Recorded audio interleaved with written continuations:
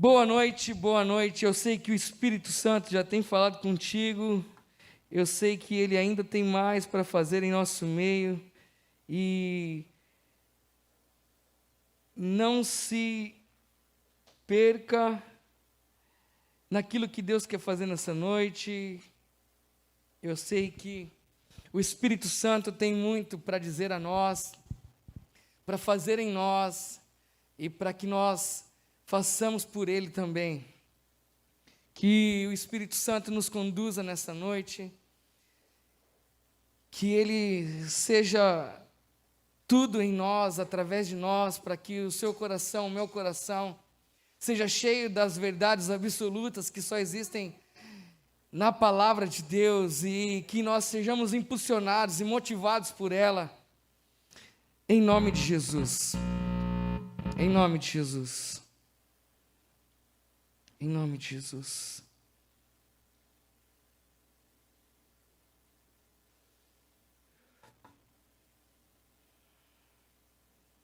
O tema de hoje, da nossa mensagem, da nossa reflexão, será além do que se vê. Nós vemos muitas coisas, e graças a Deus que nós podemos ver muitas coisas. Mas existem coisas que estão além do que se vê. E nós precisamos estar ligados nessas coisas que se veem, além dos olhos naturais. Marcelo disse bem que o Senhor venha abrir os nossos olhos espirituais. E nós devemos de estar ligados nesse olhar celestial. Porque esse é o olhar de Deus para conosco e para a humanidade. Porque se esse não fosse o olhar de Deus para conosco, nós não seríamos alcançados pela sua graça, o seu amor. E diariamente nós temos nos deparados com uma dura realidade de sofrimento das pessoas ao nosso redor. E nesse tempo, isso vem se instalando mais severamente na vida das pessoas que estão ao nosso redor. Antigamente nós podíamos olhar e ver que são pessoas distantes, mas não. Hoje estão na vida dos nossos vizinhos, amigos, familiares, parentes.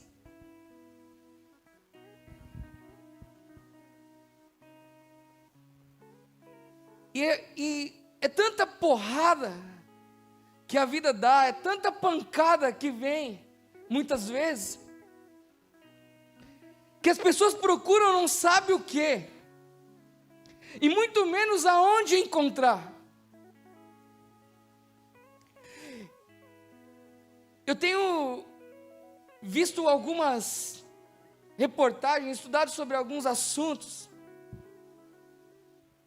e eu tenho visto que o que acontecerá após a pandemia serão marcas de uma guerra na nossa nação, e não só na nossa nação, como no mundo como um todo. Nós teremos pessoas que perderam muitos entes, desestruturadas emocionalmente, outras que perderam seus trabalhos, outras que perderam seus empreendimentos, outras que perderam a sua vida emocional, sentimental. Talvez algumas coisas serão irreparáveis.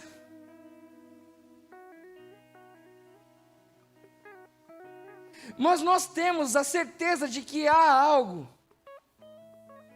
que nós podemos esperar,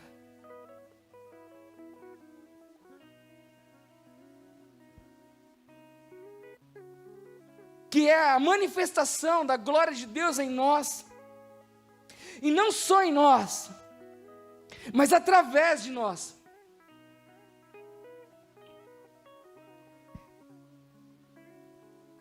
E chegou um tempo onde o versículo se faz tão real como nunca se fez, como sempre se fez, talvez. de que a criação espera ansiosamente, com grandes expectativas, a manifestação dos filhos de Deus. Se tem um tempo ideal para que nós podemos se manifestar, é agora, é já. E se nós olharmos para todos os grandes eventos, a palavra de Deus, ela sempre foi instaurada, sempre foi manifestada em grandes momentos de caos. Porque ela é a esperança viva daqueles que se perdem, daqueles que estão num momento terrível de suas vidas.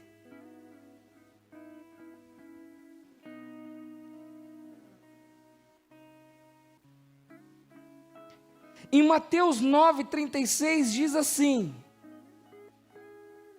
ao ver as multidões, Jesus sentiu grande compaixão pelas pessoas, pois que estavam aflitas e desamparadas, como ovelhas que não têm pastor. É chegado um tempo,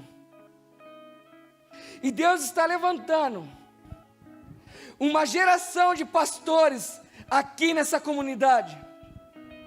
Amém?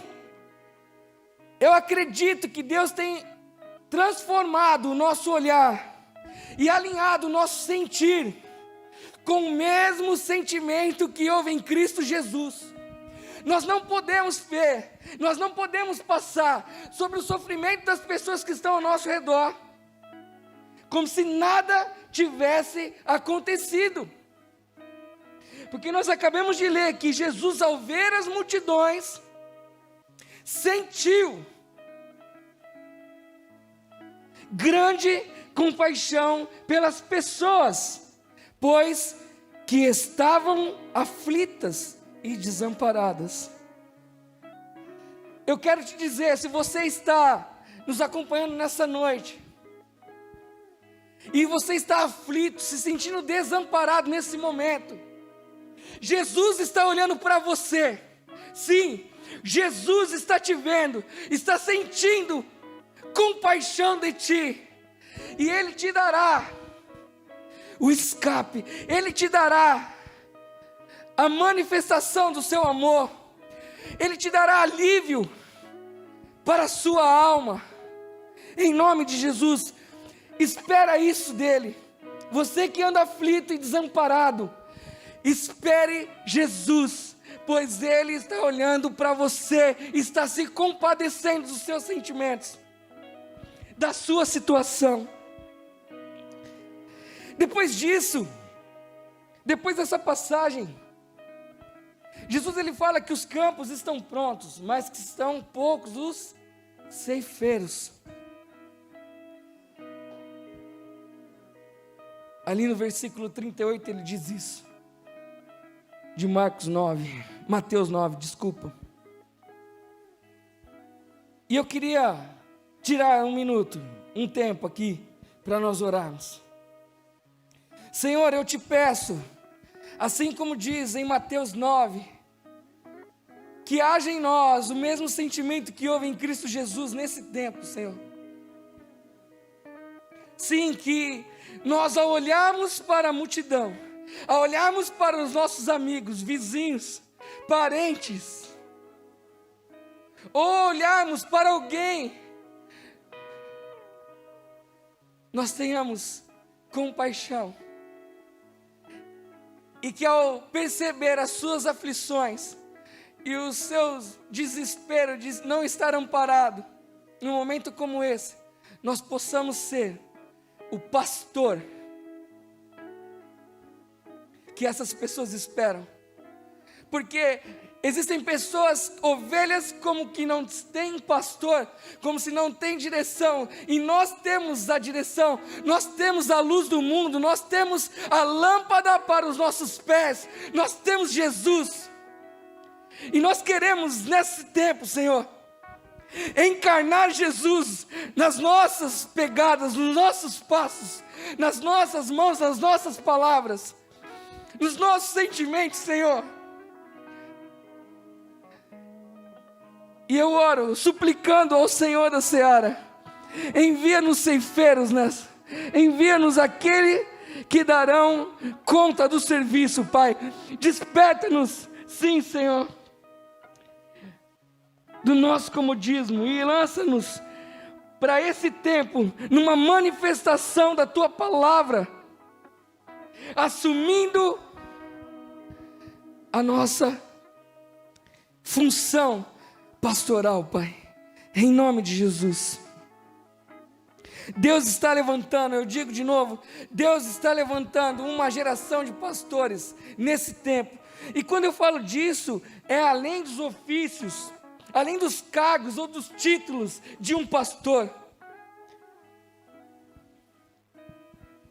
Eu falo de jovens e adolescentes, de homens e mulheres, que sejam ousados e destemidos diante do mundo e do diabo, mas que possuam submissão e paixão suficiente para tocar o coração de Deus. E digo mais do que tocar o coração de Deus, para tocar o coração dessas pessoas que andam aflitas e desamparadas.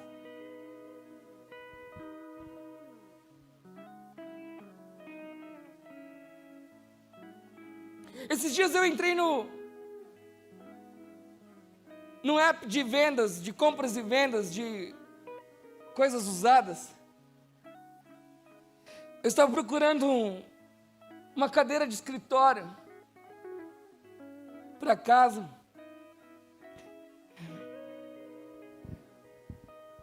E eu fiz contato com uma pessoa e eu comecei ali a negociar valores.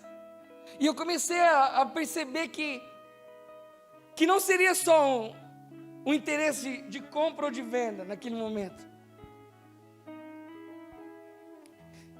Eu percebi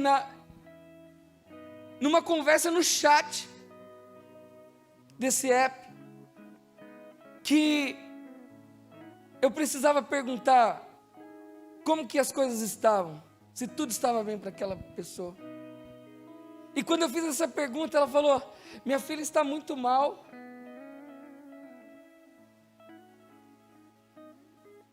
Eu estou com muito medo de que seja Covid. Eu estou esperando até um dia aí que me vai entrar um dinheiro para eu fazer o teste. E eu falei: Deus está com você. Falei: sentimentos são ruins, passam em nossas mentes e nossos corações, mas nós não podemos deixar que eles façam parte das nossas vidas. Eu falei: é um tempo de você exercer sua fé para com sua filha. E ali eu já perguntei o nome da filha, e eu falei: eu vou orar pela sua filha. Ela falou: obrigado.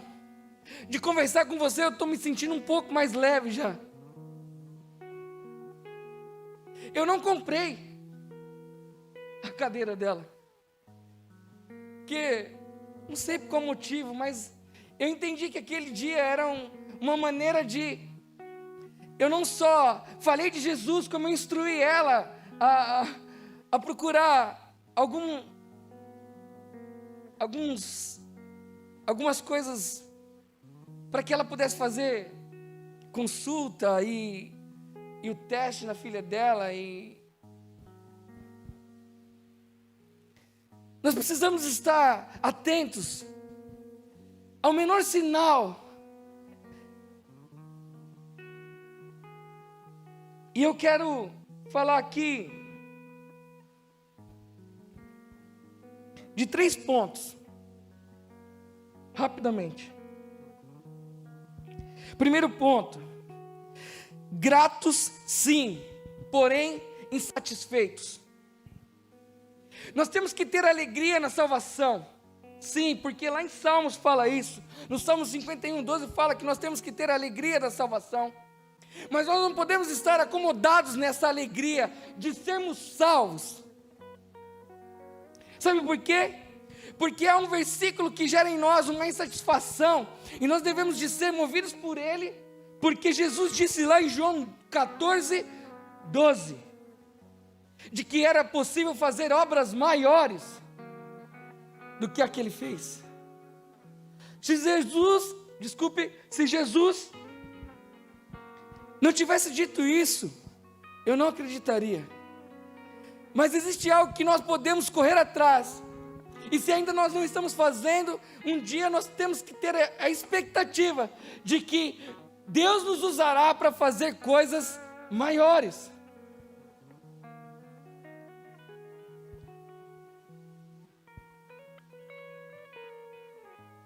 Gratos, sim, por a salvação ter nos alcançado, mas insatisfeitos, porque ainda existe 5 bilhões de pessoas no mundo, segundo a ONU, que não são cristãs. Nós vivemos num universo, nós vivemos num mundo onde tem aproximadamente 7 bilhões de pessoas.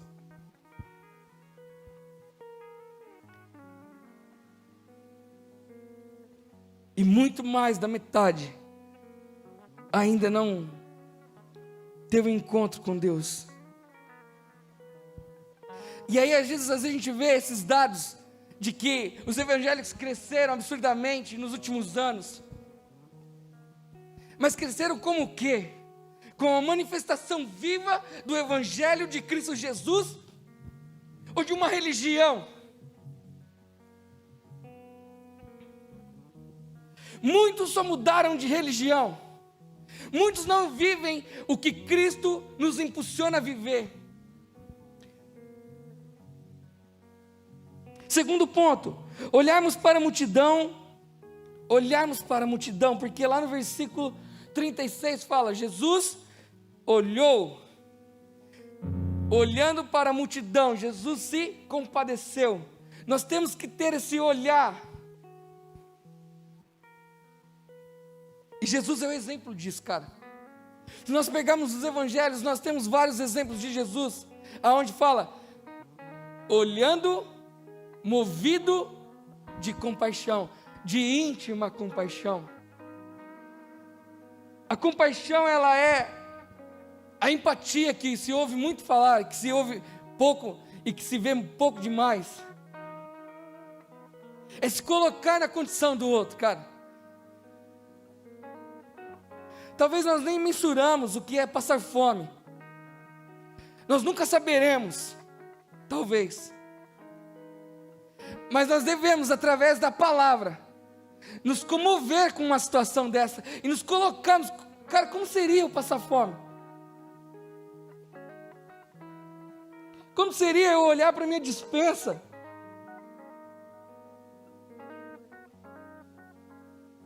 e não ter nada para comer? Em Lucas 10, o versículo 30, diz assim, e diante do que Jesus lhe respondeu assim, certo homem descia de Jerusalém para Jericó, quando veio a cair nas mãos de alguns assaltantes, os quais, depois de lhe roubarem tudo, o espancaram e fugiram, abandonando quase morto. Coincidentemente descia um sacerdote pela mesma estrada, assim viu o homem e passou pelo outro lado. Do mesmo modo agiu um levita, quando chegou ao lugar, observando aquele homem, passou de largo. Mas um samaritano,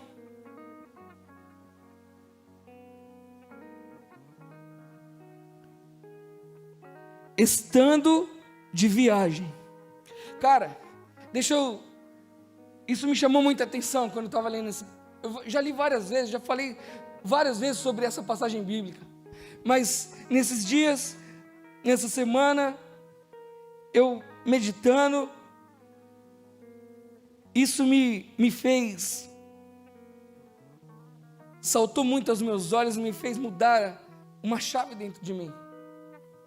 Quando nós temos empatia, quando nós temos amor pelo próximo, a gente deixa o que a gente está fazendo A gente deixa o que nós queremos fazer e ter, para que o outro possa ter, para que o outro possa ser. E isso diz respeito ao que diz o Evangelho, ao que se vive de um Evangelho de Cristo Jesus. E estando de viagem, o samaritano podia muito bem, não é do meu povo, vou meter marcha. No cavalinho, no burrinho dele lá, e toma. E também tinham passado de largo. Mas não, estando de viagem, chegou onde se encontrava o homem. E assim que o viu, teve misericórdia dele. Se colocou no lugar dele. Será que nós estamos deixando as nossas coisas? Será que nós estamos deixando o nosso comodismo, o nosso conforto, para, como Jesus e como esse samaritano, olhar para aquelas pessoas que estão aflitas e desamparadas e fazer algo para que nós possamos mudar a história delas? Assim como Jesus tem mudado a nossa história. O terceiro ponto é amar como Jesus amou. E só deixa de fazer, só se torna insatisfeito, como no primeiro ponto, ou deixa de fazer o que se faz e olha para os aflitos e necessitados, os desamparados, se ama como Jesus amou.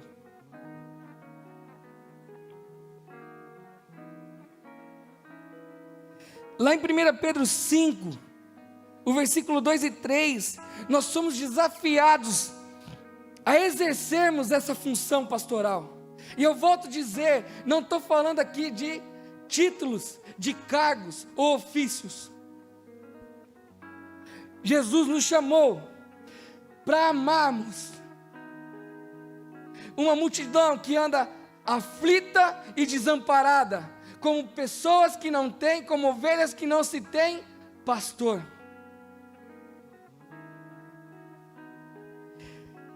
E a prova de que nós amamos a Deus, eu não posso dizer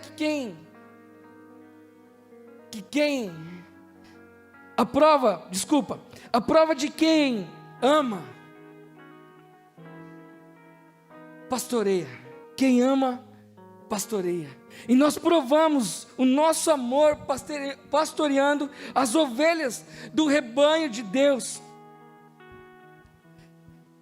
Eu não posso dizer aqui que quem não ama não será salvo. Não haverá salvação. Mas eu posso dizer que quem não pastoreia não ama a Deus. Não tem um vínculo de amor com o Senhor Jesus. Isso eu posso dizer. Se nós não amamos, e nós provamos isso de todos os mandamentos, nenhum que Jesus falou. Ama o teu próximo como a ti mesmo. É nisso que se prova o amor que você tem a Deus. O amor que você tem por Jesus, pastoreando ovelhas. E na vida de Pedro nós vemos isso. Pedro andou 3 anos com Jesus. Foram 3 anos intensos. Mas Pedro, quando nega, ele olha para si.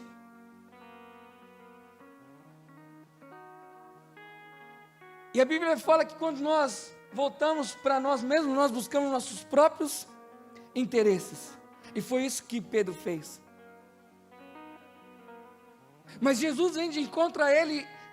E o que Jesus pergunta para ele? Pedro, prova o meu amor. Prova o amor que você tem para comigo. Em outras palavras, Jesus dizia para ele: Pedro, você me ama? Jesus estava mostrando para Pedro, está mostrando para nós, que se nós o amamos, nós pastoreamos, Se nós amamos, nós cuidamos. Se nós amamos, nós nos preocupamos. Se nós amamos, somos movidos de íntima compaixão.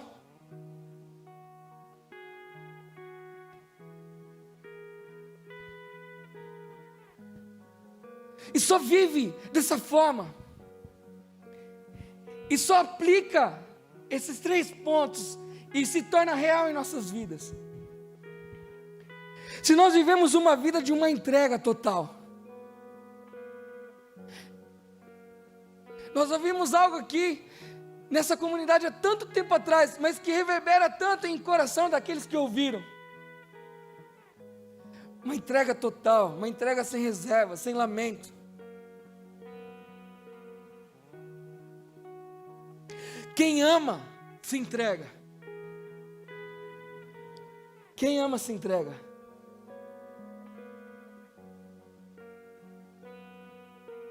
Eu estive com os meus 2 pais, internados por conta de Covid.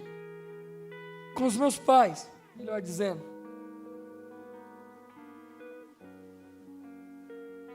E eu ouvi de uma pessoa bem próxima, que eu não estava me importando. Em outras palavras, ela disse que eu estava com medo de morrer de Covid. Eu olhei para essa pessoa e disse assim: se eu morrer, eu sei para onde eu vou. Jesus me prometeu morada. Ele foi preparar morada para mim.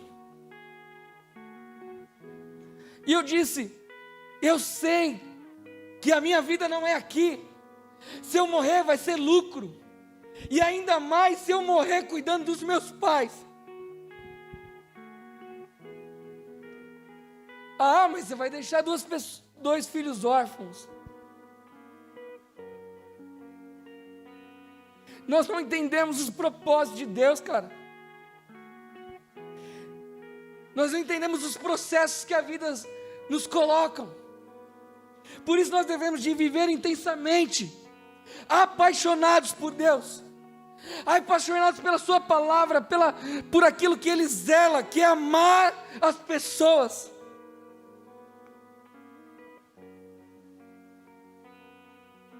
Nós temos que ser de verdade e movidos por uma intensa paixão. Eu creio que tudo que nós viemos a fazer para Deus, ou seja, para quem nós devemos de fazer, se nós fizermos movidos por uma intensa paixão, nada fica pesado, nada é penoso para o que nós fazemos. A paixão é a marca principal, é a cerne, é a espinha dorsal de um cuidador de ovelhas.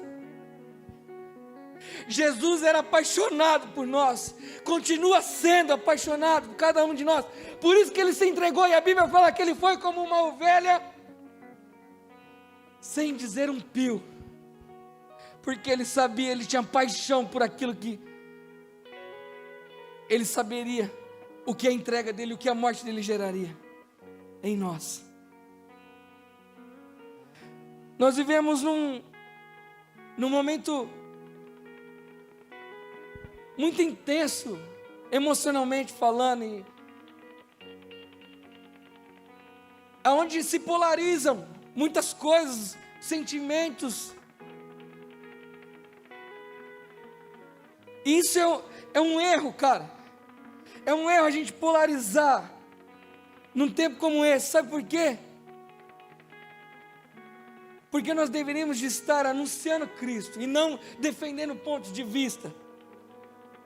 A única coisa que nós devemos de defender é a palavra de Deus.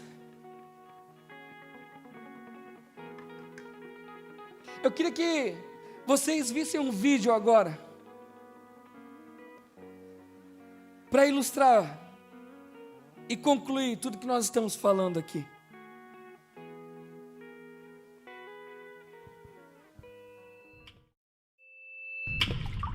Pode perder o ano, pode perder tudo, mas não pode perder pro Corinthians. Ultimamente, o Corinthians, mesmo com um investimento bem inferior ao do Palmeiras, é um time muito superior. Eu tenho uma pessoa que trabalha com a gente. O meu trabalho é bem intenso, então muitas vezes eu não consigo, assim, dedicar. E daí eu cuido de todas as coisas na casa dela, cuido da Isabela também, né, que é a filha dela. A maneira com que eu me visto, ela dá credibilidade para o que eu faço. Nossa, ter que usar terno e gravata não é muito minha vibe, não. E a nossa democracia, a nossa liberdade tá indo embora. Eu sou o líder da resistência. Eu tenho o direito e o dever de gritar para todo mundo ouvir. Nessa polarização, eu defendo o lado da direita. Mas eu já percebi o comportamento estranho das pessoas pela minha presença, entendeu? Pelo fato de ser um pouco mais diferente. É claro que na minha infância era tudo muito diferente. Porém, as pessoas mudam com o tempo, seus gostos, suas preferências. Para mim é muito importante eu manter essa rotina de treino, porque eu sinto um bem-estar muito grande quando eu me exercito. Às vezes, por exemplo, faço alguns exageros, aí eu já sei que eu tenho que moderar depois, né?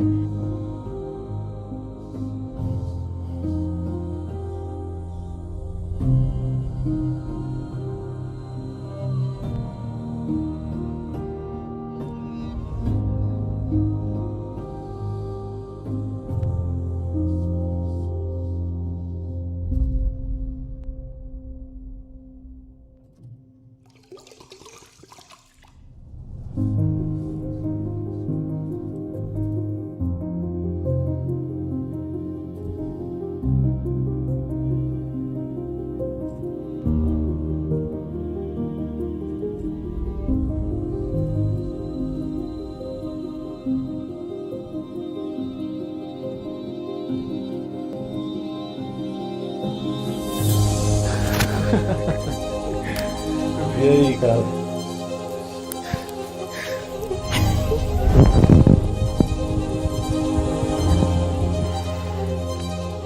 E aí, fera? Vou ter que confessar aqui que é um cara que eu já falei mal.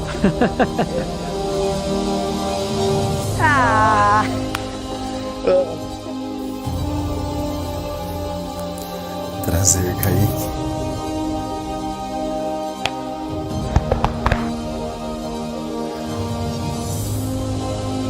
Ai, não sei. Nem imaginava, velho. Pra mim foi bem emocionante, assim. Essa pessoa que salva a minha vida, mas todos os dias.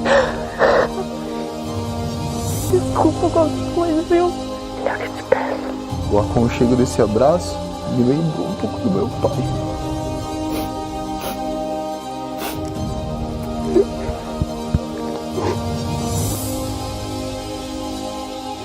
Um abraço de coração.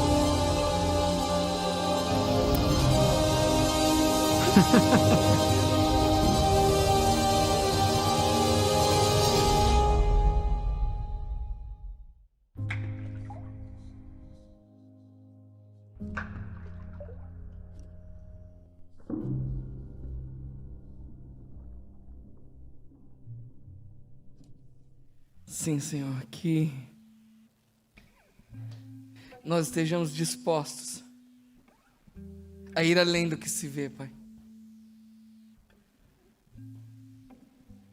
Que nós possamos, de uma maneira figurativa, ilustrada, Senhor,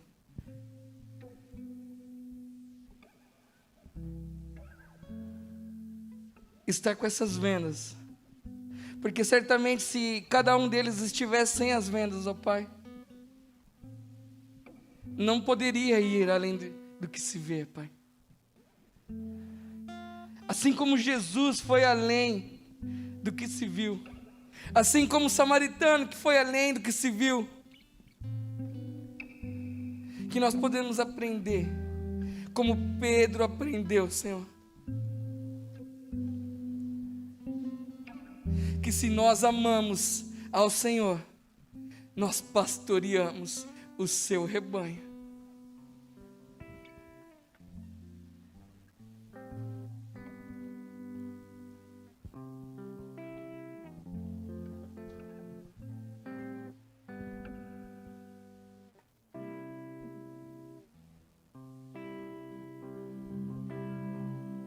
Assim que eu luto minhas guerras,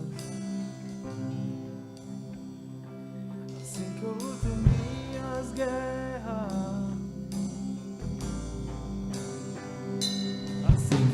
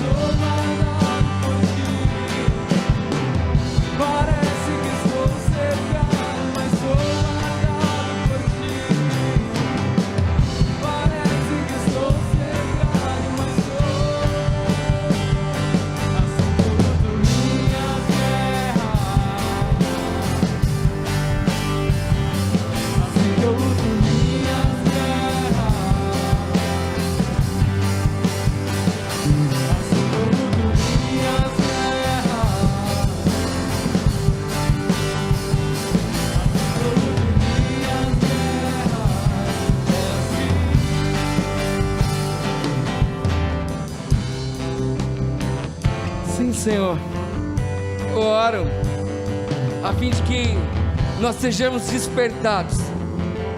Se ainda estamos no sono do nosso comodismo, do nosso conformismo, que sejamos acordados para a insatisfação de que ainda há muito a ser feito e de que nós somos a resposta do clamor dessas pessoas que andam, como Jesus diz, aflitas e desamparadas, como ovelhas que não se tem pastor.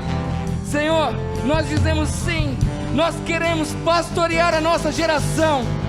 Sim, em nome de Jesus, Pai, nós profetizamos uma geração de jovens e adolescentes que pastorearão a sua geração e que não se terá ovelhas sem pastor. Não, diante de nós não, Senhor. Nós assumimos a nossa responsabilidade e viveremos como pastores da nossa geração. Em nome de Jesus, em nome